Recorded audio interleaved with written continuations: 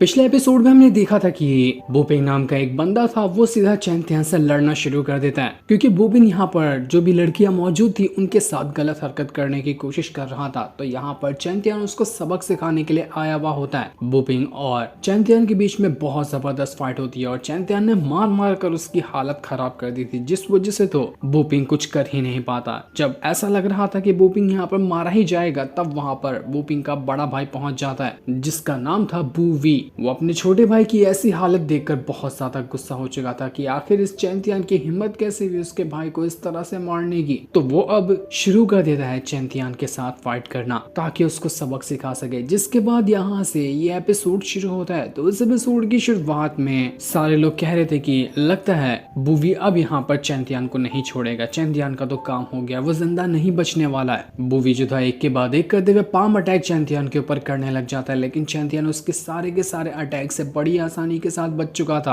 बूवी कहता है कि क्यों, क्या हुआ, हवा निकल गई क्या जो मेरे अटैक को खाली डिफेंस कर रहे हो? अटैक करना नहीं आता क्या, सिर्फ डिफेंस ही आता है तुम्हें? जरा अटैक करके तो दिखाओ। तो चैंतियन कहता है कि ना मुन्ना ना, मेरा अटैक तू झेल ही नहीं पाएगा, मर मरा जाएगा मेरे एक ही अटैक के अंदर, तो तेरे ऊपर अटैक करके क्या ही मतलब है। जो सुनकर बूवी कहता है कि अच्छा ऐसी बात है, ज्यादा ही कुछ तूने उछल रहा, तुझे अपनी पावर पे इतना ही घमंड है ना, तो मैं तुझे दिखाता हूँ कि मैं क्या कर सकता हूँ। वो यहाँ पर अपनी पावर का इस्तेमाल करते हुए बहुत ही ज्यादा खतरनाक फॉर्मेशन क्रिएट कर देता है और अपनी स्पीड को वो बहुत ज्यादा फास्ट करते जा रहा था ताकि बिल्कुल रफ्तार के साथ इस तरह से चैंतियन के ऊपर अटैक करे कि चैंतियन देख ही ना पाए कहां से आकर ये बूवी उसके ऊपर अटैक कर रहा है। वो अपनी पावर का इस्तेमाल करते हुए चैंतियन के चारों तरफ चक्कर लगाना शुरू कर देता है। उसकी रफ्तार इतनी ज्यादा थी कि किसी को तो वो नजर भी नहीं आ रहा था, लेकिन चैंतियन को इससे क्या ही फर्क पड़ने वाला था। उसको पता था कि मैं ओरिजिनल इसकी बॉडी को पकड़ू, जहाँ पे ये इतनी रफ्तार से भाग रहा है तो ये अपने आप ही शांत हो जाएगा। इसलिए चैंतियन अपनी पावर का इस्तेमाल करते हुए एक ही हाथ से बूवी को पकड़ लेता है जो इतनी रफ्तार से भाग रहा था और एक ही पंच में उसने उसका अंचर पंचर ढीला कर दिया था, जिस वजह से तो बूवी की हालत खराब हो जाती है। चैंतियन कहता है कि बड़ी रफ्तार से भाग रहा था लेकिन मेरे सामने तो ये बहुत ही स्लो था, मैं तो तुझे आसानी से देख सकता था। ये सुनकर बूवी कहता है कि स्लो,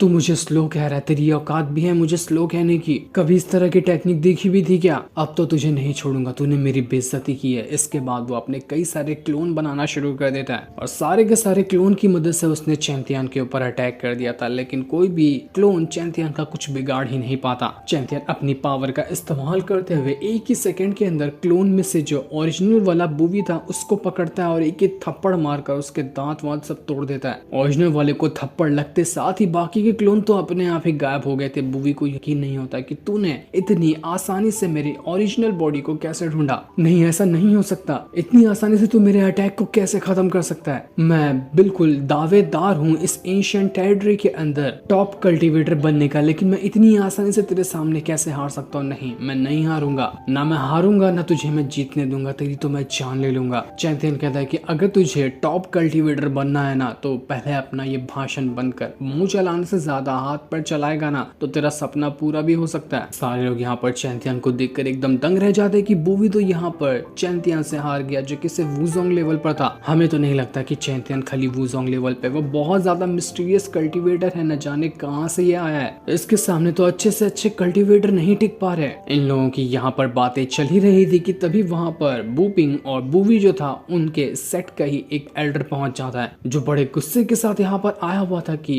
यंग मास्टर आपको किसने मारा है? कौन है वो इंसान जिसने हमारे दोनों यंग मास्टर के ऊपर हमला करने की कोशिश की है? हिम्मत है तो आ गया, मैं उसको नहीं छोड़ूंगा। बूवी कहने लगता है कि एल्डर देखो, यही वो चैंतियन है जिसने मुझे और मेरे भाई को मारा, जाओ और इसको खत्म कर दो, ऐसी बुरी मौत मारना इसको कि इसने सपने में भी ना सोचा होगा। ये चीज सुनकर एल्डर जो था वो अपनी पावर का इस्तेमाल करते हुए एक बहुत ही ज्यादा पावरफुल अटैक सीधा चैंतियन की तरफ ही कर देता है, पर यह अटैक चैंतियन को लग पाता इससे पहले ही कियोमी आकर उस अटैक को डिस्ट्रॉय कर देती है। कियोमी ने तो एक सेकंड के अंदर ही उस पूरे के पूरे अटैक का खात्मा कर दिया था। कियोमी को वहां पर देखकर वो जो एल्डर था वो एकदम दंग रह जाता है कि अरे कियोमी, आप क्या, ये चैंतियन आपका ही दोस्त है? लगता है ना मुझसे गलती हो गई, मुझे आपसे पंगा नहीं लेना चाहिए था। नहीं, मैं यहाँ पर फाइट कंटिन्यू नहीं करूंगा, मैं चाह रहा हूँ यहाँ से अपने दोनों यंग मास्टर को लेकर हम कियोमी को ऑफेंड नहीं कर सकते, हमें पता है कि वो कितनी ज्यादा पावरफुल है। बूवी कह रहे थे कि तेरा दिमाग ठिकाने पर तो है, जाओ और दोनों को खत्म कर दे वरना मैं तेरी जान ले लूंगा। मुझे चैंतियन की बस लाश चाहिए और चाहे कैसे भी करके मैं उसकी लाश देखना चाहता हूँ। लेकिन एल्डर उन दोनों दोनों को ये समझा रहा था कि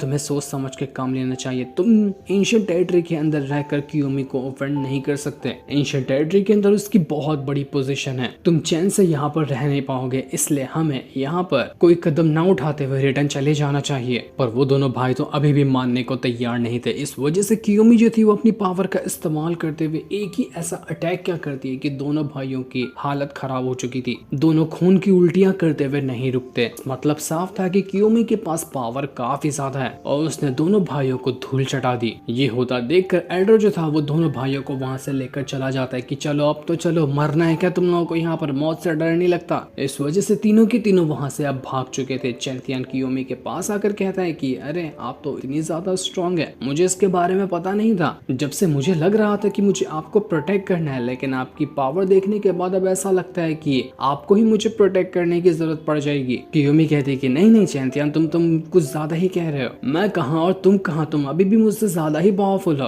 और हाँ, तुम यहाँ पर आए हो, तुम बिल्कुल मेरे एक मेहमान की तरह हो, तो मेरी जिम्मेदारी है तुम्हें प्रोटेक्ट करना। भले से मेरे पास पावर कितनी भी क्यों न रहे, मैं तो अपनी तरफ से पूरी कोशिश करूंगी। तो चैंथियन कहता है कि चलो ये तो बहुत अच्छी बात है, आगे से मुझे किसी चीज की टेंशन लेने की जरूरत भी नहीं है, सारी चीजें तुम ही हैंडल कर लोगी। इसके बाद सभी वहां से ऑक्शन हाउस की तरफ वापस से बढ़ना शुरू कर देते हैं। लेकिन चैंथियन जैसे ही वहां से जा रहा था, वहां पर वो लड़की पहुंच जाती है जिसको चैंथियन ने नहाते हुए देखा था। वो चैंथियन से कही थी कि कहाँ बचकर भाग रहा है, वहीं पर रुक जा, आज मैं तुझे जिंदा नहीं छोड़ने वाली। चैंथियन उस लड़की को देखकर कहता है कि अरे तुम अभी भी मेरा पीछा कर रही हो, तुम चाहती हो क्या कि मैं तुम्हें दोबारा से नहाते हुए देखूं, तभी तो मुझे ढूंढते हुए यहाँ पर आ गई। मेरी हरकत तुम्हें बहुत पसंद आई थी क्या? लेकिन वो लड़की कहती कि मैं यहाँ पर उस हरकत के लिए नहीं, बल्कि तेरी जान लेने के लिए आई हो। तुम मरने के लिए तैयार हो जा, बड़ी मुश्किल से दोबारा तू मेरे हाथ लगा है। वो अपनी पावर का इस्तेमाल करते हुए चैंथियन के ऊपर एक बहुत ही ज्यादा खतरनाक अटैक करने की कोशिश करती है। लाउजी चैंथियन से कह रही थी कि चैंथियन क्या हो रहा है यहाँ पर, ये लड़की है कौन? तुमने फिर से इसके साथ भी कोई कांड बिठा दिया क्या जो तुमसे इस तरह से बात कर रही है? तो चैंथियन कहता है कि नहीं नहीं यार, ऐसी कोई बात नहीं है, ये थोड़ी सी मिसअंडरस्टैंडिंग हो गई थी, मैंने जानबूझ के कुछ नहीं किया था, ना ही कोई कांड हुआ यहाँ पर। वो लड़की एक बहुत खतरनाक अटैक चैंथियन पे करते हुए कहती कि कांड हुआ नहीं, लेकिन कांड जरूर हो जाएगा तुझे जान से मारने के बाद। सभी लोग जो वहाँ पर मौजूद थे वो लोग कह रहे थे कि हमने तो इस लड़की को देखा है, ये लड़की असल में एंशिएंट टेरिटरी के अंदर जो युनतियान सेक्ट है उसके लीडर की बेटी है। युनतियान सेक्ट बहुत ही ज्यादा पावरफुल सेक्ट माना जाता है इस पूरे के पूरे एंशिएंट टेरिटरी के अंदर, और वहाँ के लीडर की ये बेटी है तो इसकी पावर भी बहुत ज्यादा खतरनाक होगी। बट चैंथियन कहता है कि उसका मैं क्या करूँगा, 4W के इसका सेक्ट कितना ज्यादा पावरफुल है, मुझे तो बस इस लड़की से मतलब है, इस लड़की को सबक सिखाना पड़ेगा, इसने मेरी नाक में दम करके रखा है। लेकिन चैंथियन उस लड़की के ऊपर हमला कर पाता कि तभी वहाँ पर एक बंदा आ जाता है जिसका नाम शेंगुआन था,